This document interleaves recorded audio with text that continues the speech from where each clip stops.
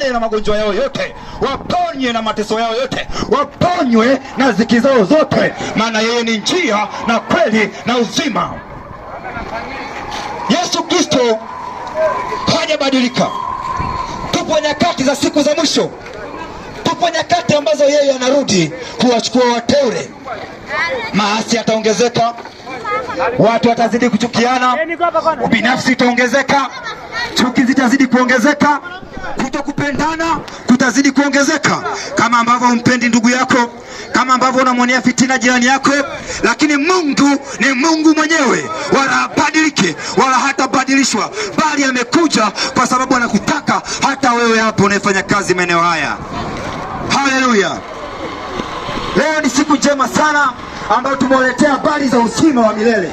Tumeletea habari za Kristo Yesu, ya kwamba aliteswa, alikufa, akafufuka ili wewe upate uzima, ili wewe upate pumziko, ili wewe uwe hai, ili wewe uwe salama tena.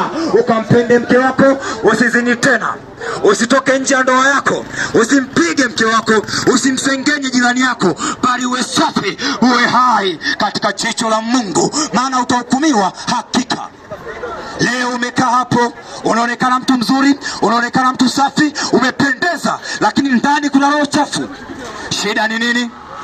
Kwa sababu bado kuna dhambi inakusumbua ndani ya moyo wako. Lakini ukimpata huyu tuliyemleta, anaitwa Yesu Kristo, hata hapo unaweza kumjaribu kwamba Bwana, nimesikia kwamba unaokoa, nimesikia kwamba unabadilisha,